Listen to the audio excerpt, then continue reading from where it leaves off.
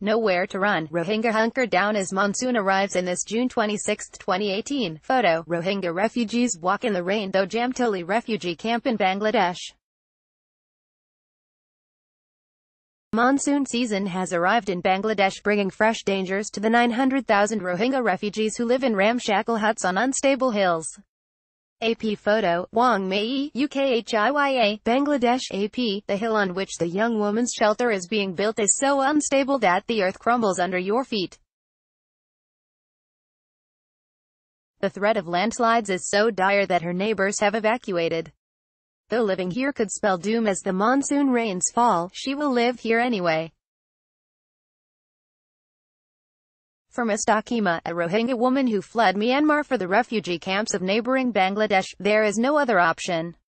Hers is a dilemma repeated over and over for many of the 900,000 Rohingya refugees living in ramshackle huts across this unsteady landscape. With the long-dreaded monsoon season now upon them, they have run out of places to run. For months, officials raced to relocate the most at-risk families to safer areas that had been bulldozed flat, but there simply isn't enough available land. Most refugees believe it is too dangerous to return to Myanmar, where the military launched a brutal campaign of violence against the minority Rohingya Muslims last year. And so, as the rains begin to flood parts of the camps, many Rohingya find themselves trapped by geography, by poverty and by fear. The bamboo shelter on the crumbling hillside will be Mustakima's third attempt at finding a home in the camps.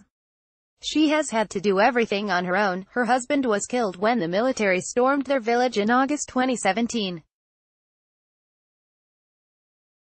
Mustakima, who like some Rohingya uses only one name, abandoned her first shelter when the soil washed away. With 5 children under the age of 8, she wanted her new home to be close to relatives living at the base of the hill, so she erected a flimsy tarp halfway up. But when the rains began in June, the water quickly poured in, transforming her dirt floor into a muddy mess. Frightened, she sold off some of her donated rations of rice, lentils and oil so she could hire men to build her a sturdier shelter in the same spot. The bamboo and sandbags were donated by aid agencies. She fears there isn't enough material, but she has no money to buy extra bamboo. Families living in 5 shelters on the hill recently evacuated, she says. She can only hope that her relatives will protect her and her children when the worst of the rains arrive. The most intense rains are expected over the next few months, though heavy downpours began pummeling the camps in June. There have already been more than 160 landslides, 30 people injured and 1 toddler killed, according to the Intersector Coordination Group, or ISCG, which oversees the aid agencies in the camps. Within 24 hours of the first rains falling, we were seeing small landslides, and we were seeing flooding everywhere, says Daphne Cook, a spokeswoman for Save the Children. I've been here for 7 months and I was appalled at how quickly things started to fall apart. The ferocity of the rains and the swiftness with which they can wreak havoc is stunning.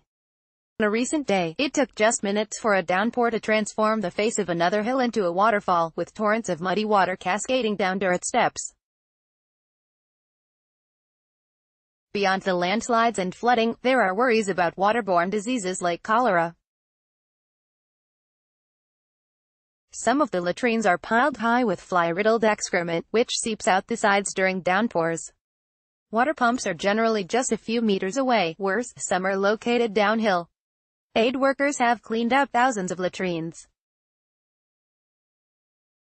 Children are receiving identity bracelets in case they are separated from parents in the flooding. Families have received extra materials to fortify their shelters. Trenches have been dug to try and redirect floodwaters. Ultimately, though, the topography of the camps is the biggest problem. The trees that once covered the hills have been cut down to make room for shelters, and the roots dug up for firewood.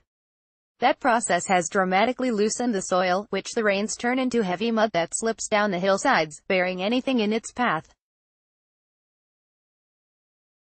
The jagged scar on Mohammed Alam's head is a grim reminder of the dangers of those landslides. The 27-year-old was asleep in his shelter last month when a torrent of mud crashed through the plastic wall next to him. A tree root slammed into his head, slicing open his skin. His agonized screams awakened his wife and 2 young children, who rushed him to a doctor. Now, he and his family are among 13 people living in a one-room schoolhouse. Alam is hoping officials will help him build a new shelter, but he has no idea how long that will take. More than 200,000 people are living in areas considered at risk of landslides and flooding, according to the ISCG. Around 34,000 refugees have been relocated to other areas, with some moving into sturdier shelters further away from the hills.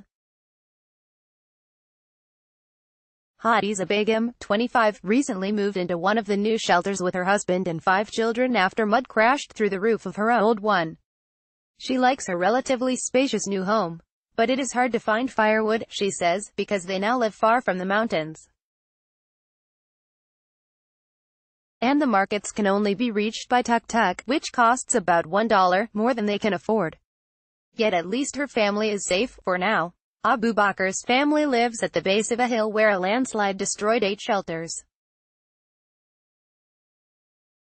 A few weeks ago, Bakr's 60-year-old mother was trying to scoop a bit of soil out of their shelter when a deluge of mud crashed through their tarp wall, knocking her to the ground and burying her up to her thighs.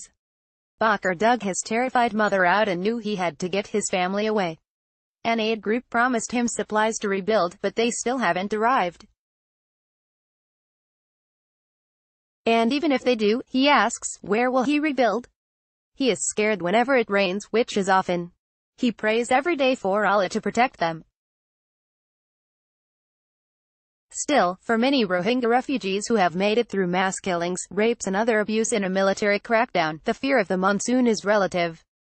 In Myanmar, it's scary because there's no guarantee for our lives, says Alam, as the rain begins to fall on the roof. Here, even if there's a landslide, at least we don't have to worry about the military. Copyright 2018 The Associated Press. All rights reserved. This material may not be published, broadcast, written or redistributed.